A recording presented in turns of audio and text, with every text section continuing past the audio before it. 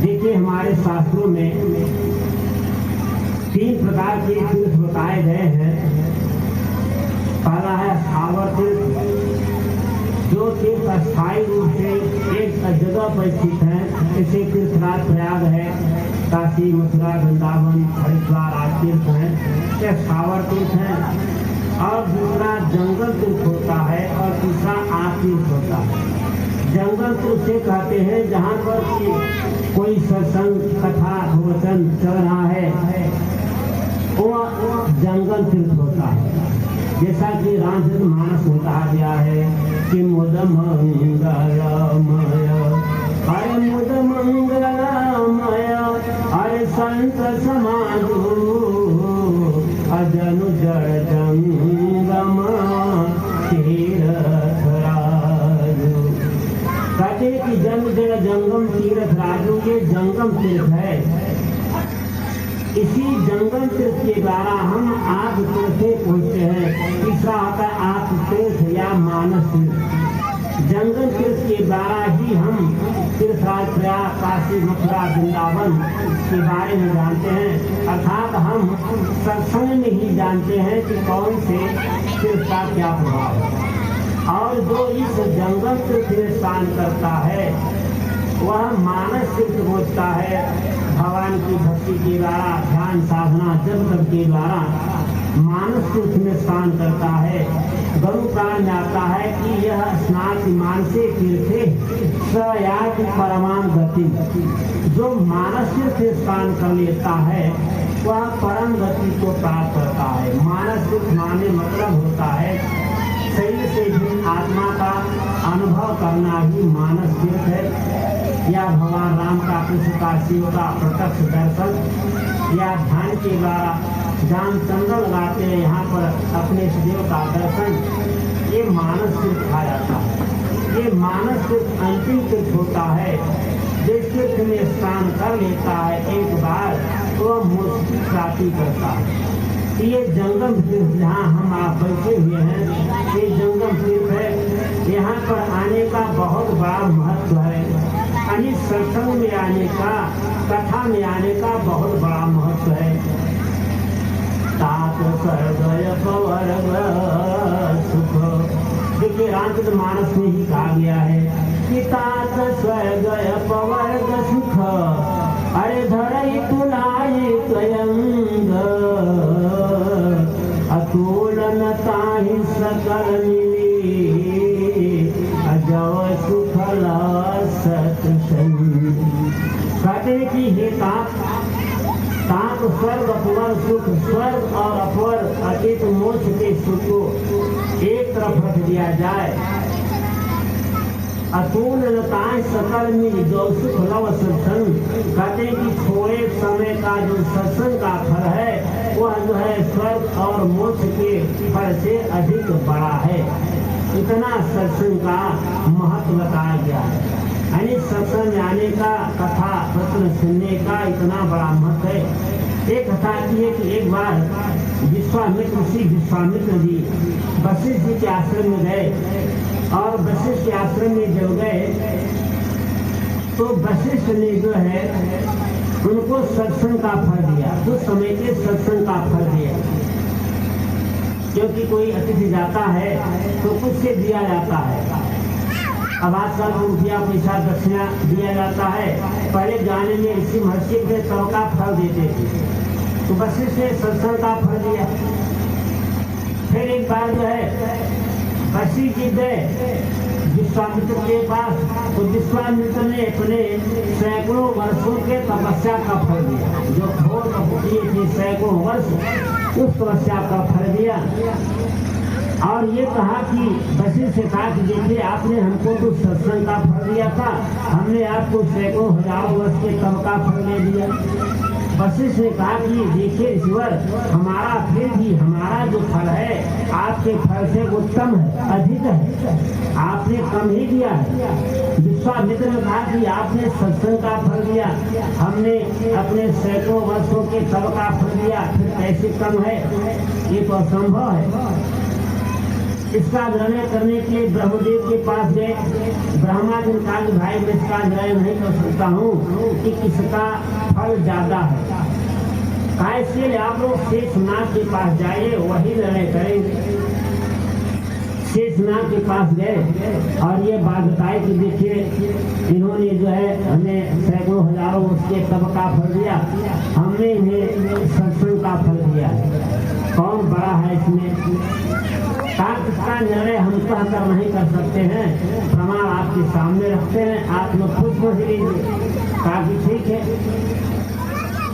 अब कहा कि देखिए आपने हाथ को लगाइए इस पृथ्वी पर, अपने फन को हटाते हैं, अगर जिस अगर प्रभाव से ये पृथ्वी टिक जाएगी उसी का फल बड़ा होगा। विश्वामित्र ने सैकड़ों हजारों तपस्या का एक एक फल लगाया और कहा अगर मेरे स्तंभ के फल में अगर शक्ति हो तो पृथ्वी टिक जाए। जैसे हाथ पर लिया, उंगली पर लिया, पृथ्वी डगमगाने लगी, टिकी नहीं। शेषनाग ने कहा पृथ्वी गिर जाएगी, आप टिक नहीं रहे, आप छोड़ दीजिए। शेषनाग ने फिर धारण किया। फिर वशिष्ठ से कहा कि अब आप उन्हें सत्संग के फल को लगाइए। उन्होंने सत्संग का फल लगाया कि जो हमने सत्संग का फल दिया था उसमें अगर शक्ति है तो पृथ्वी टिक जाए। जैसे ही सत्संग का फल लगाया पृथ्वी हाथ पर टिक गई, कहीं धीरे धीरे नहीं टिक गई उनके सत्संग के प्रभाव से। तो शेषनाग ने निर्णय किया कि सत्संग का जो फल है आपकी तपस्या के फल से ज्यादा है। कहने का मतलब कि सत्संग में आने का बहुत बड़ा महत्व हमारे शास्त्रों में बताया गया है। सत्संग में कहते हैं कि जो आता है जितने पग चलता है उतने यज्ञ का फल मिलता है। असत संगत को जाइए, अरे तज ममताय अभिमान, अजो जो अगर आगे बढ़े अकोटिक यज्ञ समान।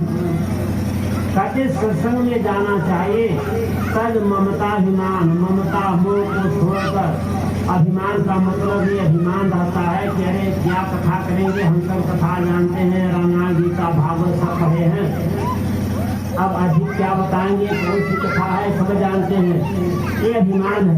कथा जानने का महत्व नहीं होता है, कथा सुनने का महत्व होता है, सत्संग में जाने का महत्व होता है, कथा जानने का महत्व नहीं होता है। रामचरितमानस में कहा गया है कि दिन के श्रवण अरे समुद्र समाना, कथा तुम्हारी सुभग सरिनाना, अरे भरहि निरंतर अरे हो ही न पूरे,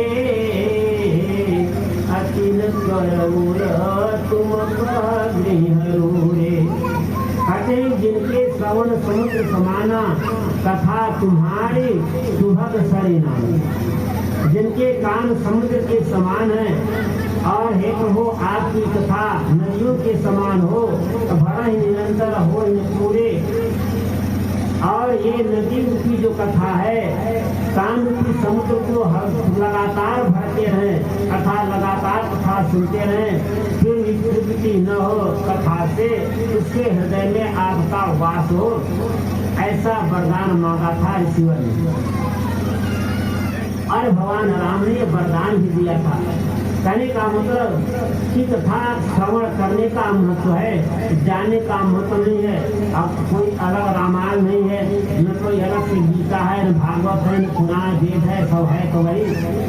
कथा सुनने का महत्व है, सत्संग में जाने का महत्व। एक कथा की है कि एक बार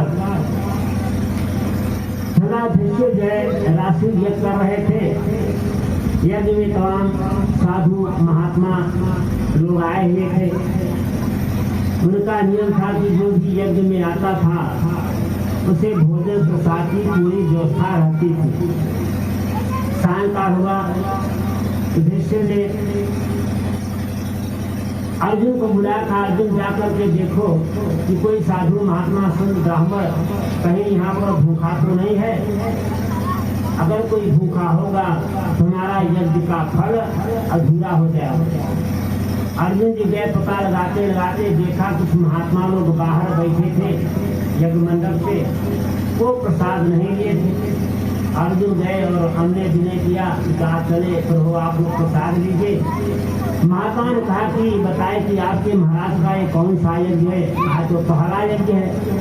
कहा कि जो 100 यज्ञ करता है उसी के हम प्रसाद लेते हैं, तो पहला यज्ञ है, हम लोग कैसे प्रसाद लेंगे? अर्जुन वापस चले आए, फिर भीमसेन को भेजा, नकुल सहदेव को भेजा, सब के साथ यही उत्तर हुआ कि हम लोग आप यहाँ प्रसाद नहीं लेंगे, आपके महाराज का पहला यज्ञ है। धनाधीश बड़े धन संकट में पड़ गए कि क्या करें, अगर महात्मा लोग प्रसाद नहीं लेते हैं तुम्हारा यज्ञ अधूरा हो जाएगा। जिसे विचार किया कि हम स्वयं चलते हैं और महात्माओं के अन्य जिन्हें कर ले आएंगे। तब द्रौपदी देवी थी कि महाराज आप यज्ञ में बैठे हैं, आप हिम्मत कीजिए, मुझे सब मौका दीजिए, मैं जाती हूँ। द्रौपदी जाती हैं, दंडवत प्रणाम करती हैं और वही कहती है कि आप हो प्रसाद ले। महात्मा ने वही उत्तर दिया। द्रौपदी ने कहा प्रभु हमने सुना है कि अगर कोई संत के मिलन के लिए सत्संग के लिए जाता है तो जितने पग चलता है उतने यज्ञ का फल होता है। ऐसा शास्त्रों में हमने सुना है कि संत मिलन में या सत्संग में जो जाता है जितने पग चलता है कोटि के दुश्मन उतने यज्ञों का फल मिलता है। तो हम पैदल आए हैं, हम कोई आपके इस स्थान पर कोई पालकी से रथ से सवारी सिपाही नहीं है, हम पैदल चलकर आए हैं। अगर ये आप इस धर्म को मानते हो, शास्त्रीय मर्यादा को मानते हो, तो हम जितने पग चले हैं इतना यज्ञ हो गया। आपके दर्शन के लिए जितने पग चले हैं उतना यज्ञ का फल मिलना चाहिए हमें। अगर इस तरह से देखें तो हम हजारों पग चलकर आए हैं और आपको कहते हैं सिर्फ 100 यज्ञ इसका पूरा हुआ हो उसके यहाँ प्रसाद लेते हैं। अगर आप धर्म को मानते हैं तो हम 1000 यज्ञ तो हो कर चुके आपके दर्शन के लिए जो हम पैदल आए।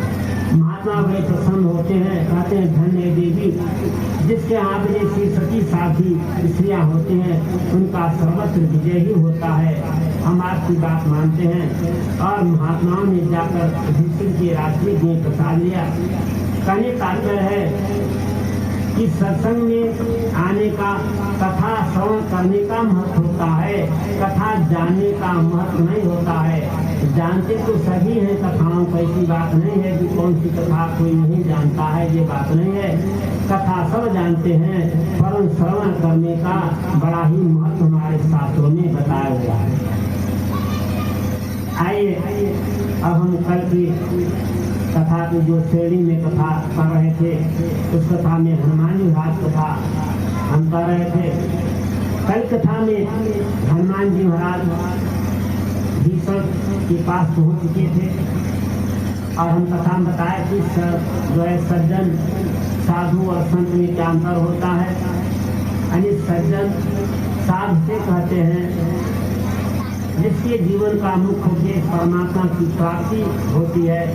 धन धान रुपया पैसा ये दूसरे स्थान पर होता है, गौण होता है, उसे साधु कहते हैं। जिसके अंदर सज्जनता है, दीनता है, दैन भाव है, भक्ति है, दया है, हिंसा नहीं है, इसे सज्जन कहते हैं। और उसे परमात्मा की प्राप्ति हो जाती है।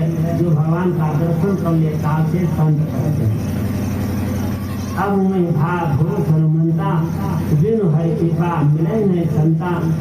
हनुमान जी बोले संत शब्द का प्रयोग आता है और भीषण के लिए सज्जन और साधु शब्द का प्रयोग रांचित मानस आता है। के सन हट कर हूँ पहचानी साधु के हो न कारजहानी। और वही भीषण जब भगवान राम का दर्शन कर लेते हैं तो भगवान राम स्वयं उपाधि देते हैं कि तुम शरीर के संत प्रिय मोरे भरम देह नहीं आनी हो। क्योंकि जब प्रभु का दर्शन हो गया भीषण को तो भगवान राम ने स्वयं उन्हें संत की पदवी दे दी। आगे कथा की है कि हनुमान जी और भीषण में वार्ता चलती है। भीषण कहते हैं मैं तो बड़ा दीन हूँ, दुष्ट हूँ, पापी हूँ, अधम हूँ, राक्षस राक्षसपुरी में जन्म हुआ है, भला प्रभु हम पर कैसे कृपा करेंगे। हनुमान महाराज कहते हैं कि अरे आप तो बहुत सज्जन हो, आप चंद्र कोई तुम्हें आप संत हो, भक्त हो भगवान के, मैं कितना अधम हूँ, फिर भी मुझ पर भगवान कृपा करते हैं। हनुमान जी अपने लिए क्या कहते हैं कि प्रात ले ही जो, अरे प्रात ले ही जो नाम हमारा, अते दिन ताहि न मिले आहारा। हनुमान कहते हैं किशन जी मैं इतना अधम हूँ कि अगर कोई प्रातः काल मेरा नाम ले ले उस दिन से आहार ही नहीं मिलता है। असमय अधम सखा सुनु मोहु बरर भुबीर, कीनी कृपा सुमिर गुना भरे बिलोचननी। कहते कि मैं इतना अधम हूँ, फिर भी प्रभु मेरे कुछ गुणों को देखकर मुझ पर कृपा करते हैं। देखिए इसका मतलब ये नहीं प्रातः आप हनुमान जी का नाम ले लेंगे, जय हनुमान ज्ञान गुण सागर, हे हनुमान जी महाराज कृपा करो दया करो तो कुछ दिन आहार नहीं मिला, ये बात नहीं है। हनुमान जी का तो प्रातः काल भोर में दर्शन स्मरण पूजन करते हैं, हनुमान चालीसा का पाठ करते हैं, तो क्या उन्हें भोजन नहीं मिलता है? मिलता है। यहाँ पर हनुमान जी कहने तात्पर्य है कि जो बानर सब का प्रयोग करता है प्रातः काल ही, उसे भोजन नहीं मिलता है। उनकी कहने का तात्पर्य ये था कि बानर जो कहता है, बाकी हनुमान जी का नाम लेने से, हनुमान जी स्तुति करने से ऐसी बात नहीं है। ये हनुमान जी अपने आप को इतना दीनहीन बताते हैं, उनके कहने का भाव था। अब वार्ता चलती है, हनुमान जी कहते हैं कि हे भक्तराज भीष्म जी मैं जिस कार्य के लिए आया हूँ वह कार्य कैसे होगा। भीष्म जी कहलाता है कि जुग जेसन अरे सकल सुनाई, अचलो पवन सुध विदा कराई। कहते हैं कि जुग भीषण सकल सुनाई, भीष्म जी ने सारी युक्ति को बता दिया कि अशोक वाटिका में आप कैसे जाओगे। कई कथा आती है कि भीष्म ने गुप्त मार्ग बताया कि आप इस गुप्त मार्ग के द्वारा सीधे अशोक वाटिका में पहुंच जाएंगे, नहीं तो अशोक वाटिका में बहुत बड़ा पहरा लगा हुआ है राक्षसों का, राक्षसियों का, आप जाने के पहले ही बाधा उत्पन्न हो जाएगी, बहुत कड़ा पहरा है, इसलिए आप सीधे अशोक वाटिका में प्रवेश मत करिए, नहीं तो सीता माता से मिलने के पहले ही युद्ध प्रारंभ हो जाएगा। कहते कोई ऐसी सुरंग थी जिस सुरंग को सिर्फ रावण, मंदोदरी और भीषण और इंद्रजीत मेघनाथ यही जानते थे। वैसी सुरंग थी कि अशोक वाटिका में तुरंत सुरंग से पहुंच जाते थे, ऐसी कथा थी। तो हनुमान जी महाराज को भीष्म ने उस मार्ग के बारे में बताया कि जिस मार्ग से हनुमान जी महाराज तुरंत जो है अशोक वाटिका में पहुंच गए। जब पहुंच जाते हैं तो तरुपल महरा लुकाई, करई विचार करो का भाई। वहाँ सीता माता को देखते हैं कि सीता माता बहुत दुखी है, दीनहीन अवस्था में है। शीस जटायक बेनी, जपति रहत रघुपति गुण श्रेणी। कहते कि माता का सिर दुर्बल हो गया है, रात दिन की आंखों से आंसू की धारा बह रही है, सिर पतला दुबला हो गया है और रात दिन भगवान का आश्रय कर रही है। उसमें हनुमान जी बड़े दुखित होते हैं माता जननी जनुबा को देखकर, और वृक्ष पर बैठे बैठे विचार करते हैं कि राक्षस मेरी माता को बहुत कष्ट दे रहे हैं, बहुत दुख दे रहे हैं। तरुपल रहा लुकाई, करे विचार करूं का भाई। और विचार करने लगते हैं कि यहाँ पर आए हैं तो हमें क्या क्या काम करना चाहिए। सीता माता का दर्शन तो हो गया है, अब वार्ता तो हो जाएगी, परंतु और क्या करना है। आगे कथा आती है, तिनका सपना सुनाती है कि तेरे का नाम राक्षसी का, राम चरण रति गुण विवेका। सब लोग बोल सुनाए सपना, तही से करो कल्पना। सपने बानर लंका जारी, जातु धान सेना सब मारी अपर आरूढ़ नगन दस दिशा असिर मुंडित खंडित भुजगीसा किन दिशो दक्षिण दिश जाई लंका मनो विभीषण पाई। अब सपने में सारा संकेत हनुमान जी महाराज को मिल गया त्रिशा के द्वारा, हमें यहाँ क्या क्या करना है, क्योंकि सब कुछ हनुमान जी सुन रहे थे। उनके मन में ये भी संशय था कि प्रभु की आज्ञा नहीं है, तो आज्ञा देख सीता देख कहाँ से ले आई, सिर्फ सीता माता को देखकर उनसे वार्ता कर उनकी शुद्ध को बता दो, पता बता दो, इतने काम करना है। ये राक्षस राशियां माता को बहुत कष्ट दे रहे हैं, कुछ करूं कि न करूं, तब तक सपने वादे से मिल गया कि आपको कितना काम करना है। सपने बानर लंका जारी जात धान सेना सुमारी, सब संकेत मिल गया कि मुझे यहाँ पर रासों को मारना भी है और लंका को जलाना भी है, ये सारे काम करना है, ये संकेत मिल गया। कहते हैं जिस समय हनुमान जी महाराज बैठे हुए थे उसी समय रावण वहाँ पर आता है। रहा लुकाई करई विचार करूँ का भाई, इस बात से विचार कर रहे थे, उसी से रावण आता है। अब बहुत दिखल सी कहीं समझावा साम दाम भय भेद दिखावा, सीता को बहुत ढंग से कहता है कि तुम मेरी पटरानी बन जाओ, राम को भिखारी है, वो जंगल में भटक रहा है, तुम्हारे लोग में मर ही जाएगा, वो कुछ नहीं कर सकता है। इस तरह से सीता माता से कहता है और साम दाम भय भेद दिखावा, अपने अवसर का बखान करता है कि सोने की लंका है, भय भी दिखाता है कि अगर तुम नहीं मानोगी तो राक्षियां तुम्हें खा जाएंगी। इस प्रकार से कहता है। माता सीता उसके तरफ कहती है अवधपति परम स्नेही तुम दशमुख प्रकाशा करे विकासा। माता सीता फिर से उठ करके कहती है, देखिए माता सीता प्रतिव्रता नारी थी, महान प्रतिव्रता थी, वो किसी पुरुष से जो है सामने वार्ता नहीं करती थी। एक तृण लिया और तृण की ओर से रावण से बात कर रही, तृण धर ओट कहत वैदेही तुम्हारी अवधपति परम स्नेही पुण्य दशमुख खरजोत प्रकाशा पवन पिनन्नी करे प्रकाशा सद सोने हरियाण सिमोही अधम लज्जलाज नहीं तोही। इस प्रकार से कहते करे दुष्ट तो अपने को इतना प्रतापी बता रहा है कि मैं त्रिलोक विजेता हूँ, इंद्राज देवताओं को हमने जीत लिया है। अरे तू तो जो है जुगनू के समान है और प्रभु राम तो सूर्य के समान है, हर सुध नहीं रघुवीर बाण की। अरे दुष्ट है, राम के बाणों की याद नहीं है क्या, तू भूल गया है उनके बाण के प्रभाव को। माता सीता इस बात से कहती है, देखिए इसका दो अर्थ निकलता है। एक ये आता है कि उन्हें प्रभु राम के बाणों की याद नहीं है जिनके बाण में कितनी शक्ति है। एक ही बाण से बाली का संहार कर दिया, हर दूसरा तीसरा का संहार पीले ही कर दिया, क्या तुम्हें उनकी शक्ति का पता नहीं है। एक अर्थ ये निकलता है। दूसरा अर्थ ये निकलता है, एक बार महाराज रघु जी थे, वो तपस्या में साधना में संध्या में बैठे थे और रावण त्रैलोक विजय ये निकला था। इसने सुना था कि अयोध्या का राजा रघु बड़ा प्रतापी है, बड़ा शक्तिशाली है।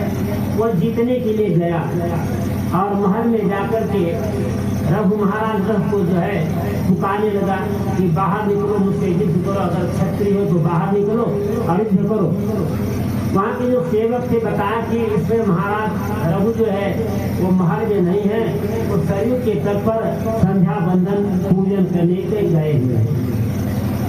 रावण वहाँ पर जाता है और सरयू के तट पर प्रतीक्षा करने लगता है कि राजा रघु जो है जब संध्या बंदन पूजन करके उठेगा तब मैं इससे युद्ध करूंगा। राम बैठा हुआ था, उसमें घटना घटती है कि महाराज रघु जो है हाथ का जल उठाए और पीछे की ओर फेंक दिए। रावण विद्वान था, शास्त्रों का ज्ञाता था। जब पूजन खत्म हुआ तो आता है, कहता ये बताइए कि आपने जो संध्या बंदर से जो जल पीछे फेंका, ये तो ऐसा विधान नहीं है जल पीछे फेंकने का। आपने जल को पीछे क्यों फेंका? आपको शास्त्र का ज्ञान नहीं है। क्योंकि रावण बहुत बड़ा पंडित भी था, बड़ा ज्ञानी था, विद्वान, चारों वेदों का ज्ञाता भी था। रावण ने कहा कि ठीक है, आप बात सही कह रहे हो, मुझे ज्ञान है, परंतु हमने जल इसलिए फेंका कि कुछ दूरी पर एक गाय चल रही थी और एक शेर उस पर झपट्टा मारा और गाय ने जो है मेरा स्मरण किया मन ही मन कि राजा रघु के इस राज्य में भी ये शेर मुझे खा डालेगा, और मैंने उस शेर को जल के द्वारा मार दिया। जल फेंक कर मारा और वो शेर मर गया और गौ माता की रक्षा हो गई। रावण ने कहा कि क्या आपके यहाँ जल फेंकने से वो शेर मर गया? महाराज रावण ने कहा कि हाँ, मन का मंजिल करके जो जल फेंका था उस जल से शेर मर गया है। रावण को विश्वास नहीं हुआ। रावण गया देखने के लिए तो देखा कि कुछ दूरी पर एक गाय चल रही है और एक शेर जो है मरा हुआ पड़ा है। अब रावण ने विचार किया कि जब जल के फेंकने से शेर मर सकता है, इस राजा रघु से युद्ध करना ठीक नहीं है। ये तो बड़ा प्रतापी शक्तिशाली लगता है, इसके अंदर बहुत बड़ा तब का बल है, युद्ध करना ठीक नहीं है। और सरयू से ही लौट गया। जब महाराज रघु आए महल में, उनके सेवकों ने बताया कि लंका में रावण आया हुआ था और आपको युद्ध के ललकार रहा था। महाराज ने कहा कि ठीक है, अगर युद्ध के ललकार रहा था और लंका में चला गया है तो मैं यहीं से स्वर प्रहार करता हूँ और देखता हूँ इसके अंदर कितनी सामर्थ है। मंत्र से अभिमंत्रित महाराज रघु ने बाण को छोड़ा और ये संकल्प किया कि जाओ लंका में जितने वीर हो सबका सिर काट दो। इधर शुक्राचार्य को पता चल गया कि रघु ने अभिमंत्रित मंत्र से बाण को छोड़ा है और लंका में जितने वीर है सबका सर कट जाएगा, तो उनको कर नहीं पाएगा। शुक्राचार्य ने ये वार्ता रावण आज से बताया। रावण ने कहा गुरुदेव बचाव क्या है इसका? कहा कि उन्होंने कहा है कि लंका में जितने वीर हो सबका सर काट डालो। ऐसा करो, सब कोई साड़ी पहन लो और साड़ी पहन लोगे तो बाण वापस चला जाएगा, क्योंकि लंका में कोई वीर नहीं दिखाई पड़ेगा तो बाण चला जाएगा। हुआ भी वही। जब बाण आया तो लंका में सब साड़ी पहने हुए थे, बाण पूरी लंका में भ्रमण किया, वापस चला गया और वहाँ बताया कि वहाँ पर कोई योद्धा कोई वीर दिखाई ही नहीं पड़ा, इसलिए वापस चला गया। इसका दो अर्थ निकलता है। सीता माता कहते खड़सी नहीं रघुवीर बाण की, अरे विश्व तुम्हें महाराज रघु के बाण की याद नहीं है। और दूसरा निकलता है क्या तुम्हें प्रभु राम के बाणों की याद नहीं है? उन्होंने एक बाण से बारी का वध कर दिया, अकेले ही 14,000 राष्ट्रों की सेना का संहार कर दिया, विराट आदि का वध किया। क्या तुम्हें तुम उनको भूल गए हो? इस प्रकार से करते हैं। रावण जो है क्रोधित हो जाता है, कटा राम ही मान समान परशु वचन सुन काढ़ियसी बोला अति सियान सीता तय मन कुतर कमाना कठिन तव सिर कठिन कृपाना नाही कसबदि मान मम बानी असुमुख हो तन जीवन हानि। इस प्रकार से रावण कहता है और फिर सीता माता कहती है कि ये जो तेरे हाथ में तलवार है खंड है, एक तलवार अगर तुम्हारे अंदर सामर्थ्य है तो मेरा सर कट जाए तो अच्छा है, तो दिल से बच जाऊंगी और दिल की आग से मैं जल रही हूँ, इससे छुटकारा मिल जाएगा। चंद्रहास हरुमन वरिता कहूँ, हे चंद्रहास मेरे ताप को हो। इस बात से जब माता सीता कहती है तो सुनत बचन पुनि मारन धावा अमय कन्हैया कहीं बुझावा। रावण क्रोधित हो जाता जाता है और चंद्रहास तलवार लेकर के सीता माता को मारने के लिए दौड़ता है और मंदोदरी जो है हाथ पकड़ लेती है कि आप जैसे प्रतापी शक्तिशाली बलवान एक स्त्री पर तलवार उठाते हो, आपको लज्जा नहीं आती है, लोक में आपकी निंदा होगी कि रावण ने एक स्त्री का वध कर दिया, अपनी वीरता को दिखाया। देखिए चंद्रहास तलवार कौन सी थी उसके बारे में बताते हैं। ये चंद्रहास तलवार जो है भगवान शिव की तलवार थी। रावण ने बहुत घोर तप किया और भगवान शिव से उस चंद्रहास तलवार को प्राप्त किया था। भगवान शिव ने कहा था कि जब तक ये चंद्रहास तलवार तुम्हारे हाथ में रहेगी तुम अजय रहोगे, कोई भी तुम पर विजय नहीं कर पाएगा। जब तक तलवार रहेगी अजय रहोगे, कोई तुम्हें जीत नहीं पाएगा। परंतु एक शर्त और रख दिया था कि जब तुम इस तलवार को किसी स्त्री पर उठाओगे तब ये तलवार का अपमान होगा और ये तलवार मेरे पास चली आएगी। अब भगवान की लीला थी, भगवान शिव ने वरदान ये भी कहा था कि जब किसी स्त्री पर तलवार उठाएगा तो ये तलवार का अपमान होगा, अरे तलवार मेरे पास चली आएगी। या रावण भूल गया उसी चंद्रहास तलवार के बल पर, क्योंकि वरदानी तलवार थी, भगवान शिव का वरदान था, उसने सारे देवताओं को जीत लिया था। यहाँ तक उस तलवार के बल पर भगवान वैकुंठ धाम भगवान विष्णु के पास भी आक्रमण किया था। भगवान विष्णु भी उस समय अदृश्य हो गए। सारे देवताओं को जीतता था उसी तलवार के बल, और उसी तलवार से उसने जटाओं के पंख भी काटे थे, क्योंकि तलवार वरदानी थी। अगर तलवार न होती तो जटायु को मार नहीं सकता। कहते हैं कि जैसे ही सीता के माता पर वो तलवार उठाता है तो तलवार भगवान शिव के पास चली जाती है और रावण का अंत निश्चित हो जाता है। इस बात से कथा आती है, रावण जो है सीता को बहुत भय दिखाता है और राक्षस से कहता है कि तुम सीता को अनेक प्रकार से कष्ट दो और 1 महीने में अगर ये मेरी बात नहीं मानेगी तो मैं इसका अंत कर दूँ। अरे मास दिवस महू, अरे कहाँ न माना तो मैं मार काढ़ी कृपाना। मास दिवस महू कहाँ न माना तो मैं मार काढ़ी कृपाना।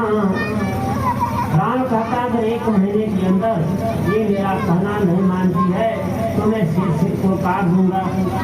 इस प्रकार से कहकर चला गया।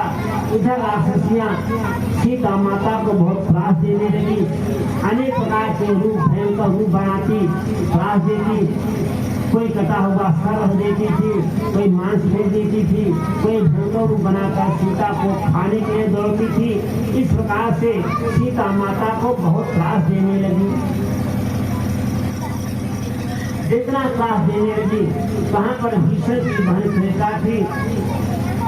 श्वेता से माँ सीता कहते हैं तेरे का सन बोली कर जोरी, माँ तू विगति संगति तय मोरी। अरे तजहु देह पर दे दऊ पाई, अब सह विरह बन सही जाई। कहते हैं कि मैया ये बड़ा विरह बड़ा भयंकर है। इधर रावण का त्रास, इधर प्रभु का विरह, अब ये सहा नहीं जाता है। ऐसा करो उपाय कि मैं शिव का त्याग कर दूं। आने का रथ सीता बनाई, मातु अनल पुन दे लगाई। हे मैया अगर आप मुझसे प्रेम करती हो, प्रीति रखती हो, आप मेरी माँ के समान हो, आप मुझे मानती हो, स्नेह है। हे मैया ऐसा करो कि आप जो है लकड़ियाँ इकट्ठा करो, मैं सीता पर बैठ जाऊंगी, आप उसे इतना कर देना, इतनी दया कर देना, उसमें आग लगा देना और आग लग जाएगी तो मैं अपने सीता पर त्याग कर दूँ। इस प्रकार से सीता माता देह में व्याकुल हो जाती है और याग की याचना करती है। अशोक वृक्ष से कहती है कि आपके जो पत्ते हैं एक अंगारे हैं, एक वृक्ष एक अंगारा गिरा दो जिससे मैं अपने शिव का परित्याग कर दूं। अब वहां पर हनुमान जी महाराज सब कुछ देख रहे थे, सुन रहे थे। सीता माता के इतने भयंकर दुख को हनुमान जी के आंसू से आंसू की धारा बहने लगी, पर हनुमान जी का भी मुलाकात नहीं की सीता माता से। इसलिए सोच रहे हैं कि अगर मैं पहले ही राक्षसों का अंत कर दूंगा तो युद्ध प्रारंभ हो जाएगा और सीता माता से मैं बात नहीं कर पाऊंगा, इन पर मुझे भरोसा नहीं होगा, ये नहीं मानेगी कि मैं राम का दूत हूँ और संदेशा लेकर आया हूँ। इसलिए हनुमान जी चुपचाप सहते रहे। सीता माता समझाती है कि हे देवी, हे सुकुमारी, आप चिंता मत करो, उसी दिन में प्रभु राम आएंगे, मेरा पर विश्वास रखो, राम जी आएंगे और आपका उद्धार करेंगे। आपने के बल पौरुष पराक्रम का स्मरण करो, आप चिंता न करो। कहते हैं कि निशिना नर में सुन सुकुमारी, अस कही को निज भवन सिधारी। कहते कि हे देवी, रात्रि का समय है, कहीं आग नहीं मिलेगी, इसलिए आप जो है चिंता मत करो। अस्तय सोनी जो भवन सिधारी, ऐसा कहकर के त्रिजटा जो है अपने भवन को चली गई। माता सीता जब त्रिजटा भी चली गई तो माँ जगदम्बा सीता विचार करने लगी कि आज मेरा भाग्य उठा हुआ है, इसे कोई आग देने के लिए भी तैयार नहीं है। हनुमान जी महाराज देखते हैं ये इस समय अच्छा समय है, त्रिजटा भी चली गई है और सारी राक्षसियां भी चली गई हैं। अब हनुमान जी जो है विचार करके जो राम नाम की मुद्रा थी उसी को गिरा देते हैं। हनुमान महाराज कहते हैं कि जब मुद्री को गिरा देते हैं तो माता सीता प्रसन्न हो जाती है, क्योंकि वह लाल लाल मुद्री थी। माता सीता सोचती है ये जो हमने अभी स्वप्न से आग की याचना किया था, लगता है वह आग जो है अब गिरा दिया है। कहते हैं कि अशोक वृक्ष ने मानो आग को गिरा दिया और सीता माता उस मुद्री को अपने हाथ ले लेती हैं। कहते हैं कि उस मुद्री को हाथ ले लेती है, उन्हें फिर चिंता होने लगती है कि राम नाम अंकित अशोभा बन न जाए।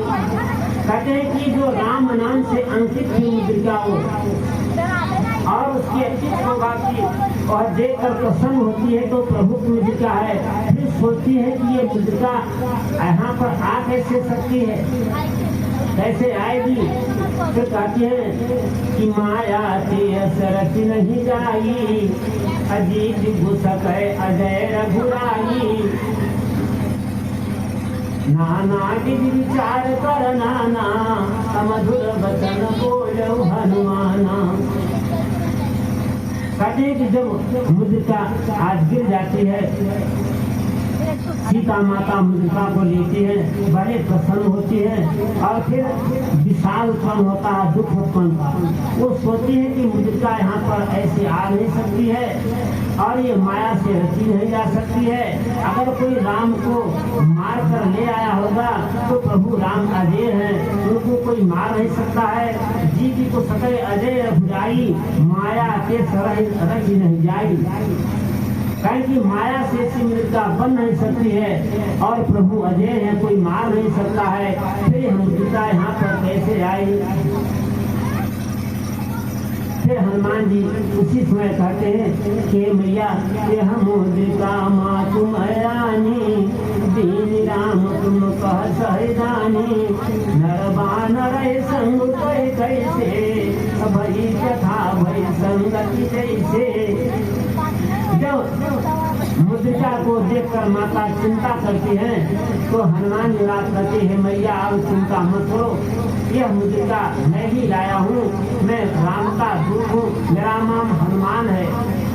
राम दूत मैं मात जानती, सत्य शपथ करुणा निधान की। यह मुद्रिका मातुम अयानी दीन राम तुम कह सही रानी। कहते कि यह मुद्रिका मैं ले आया हूँ और प्रभु ने इस मुद्रिका को आपके लिए दिया है। अब सीता माता विस्मय करती हैं, मुझे भरोसा नहीं है, ये राक्षसों की नगरी है, बड़े मायावी हैं, हो सकता है तुम राक्षस हो और माया का बानर रूप धारण करके मुझसे छल करने के लाए हो, क्योंकि अनेक बार रावण ने ऐसी माया दिखाया था। एक बार तो ऐसी माया किया था रावण ने कि राम का कटा हुआ सिर ले आया रावण सीता के सामने और कहा कि देखो तेरे राम को मैंने वध कर दिया, मार दिया, तेरा राम दुनिया में नहीं है। जब वो चला गया तो माया का सिर भी कल नष्ट हो गया, चला गया। तब तृष्णा मिलता है कि रावण ने पूरी माया से ये राम का कटा हुआ सिर बना लिया। सीता माता सोचती है कि जब ये इतना मायावी राक्षस है, ये कटे हुए सिर को प्रभु राम के कटे हुए सिर को ला सकते हैं माया से, तो यह क्या ये बानर होकर के भी छल करने के लाया हो। हनुमान जी बड़े विनम्र भाव से कहते हैं कि मैया आप विश्वास करो, मैं प्रभु का ही दूत हूँ। भगवान राम ने बताया था कि हे हनुमान जी आपको इस बात से विश्वास नहीं होगा, मेरी एक गुण बात को बता देना जो सिर्फ मैं और सीता ही जानता हूँ। वो गुण बात थी जंत की। जब जंत ने कौवे का भेष धारण करके सीता माता की चरण पर प्रहार किया था, सीता चरण चोट बागा कारण मूढ़ मंद मति कारण। सीता की चरण पर प्रहार करके जब वो भगा था तो वहाँ राम ने जो प्रेरित ब्रह्म मंत्र से प्रेरित मंत्र ब्रह्म सर भाव, जब मंत्र से प्रेरित ब्रह्म सर को छोड़ा था तो तीनों लोकों में जन को कोई शरण नहीं दिया था। ब्रह्मा विष्णु महेश सब वापस कर दिए थे। तब जब चंद्र राम के चरणों में आकर गिरा था, एक ने छोड़ करके छोड़ दिए थे। ये बात सिर्फ राम सीता जानते थे। ये बात को बताए मैया प्रभु ने मुझसे एक गुण कथा बताई है, मैं वो कथा आपको सुनाता हूँ। जब ये कथा सुना दिए तब सीता माता को विश्वास हो गया कि ये जो कथा बता रहे हैं ये कथा तो मेरे और प्रभु के सिवा तीसरा कोई जानता ही नहीं है। जो ये प्रभु का ही सेवक है, उन्हीं का भक्त है और प्रभु ने ही इसे भेजा है, फिर विश्वास हो गया। इस प्रकार से अब जो है सीता माता और हनुमान जी में आज वार्ता होगी। अब माता सीता का कसूर हो चुका है, हनुमान राज मिल चुके हैं और हनुमान जी को सीता का माँ का दर्शन हुआ और सीता माता को अपने प्रभु के दूत हनुमान का दर्शन हुआ। अब दोनों वार्ता होगी, फिर आगे करेंगे।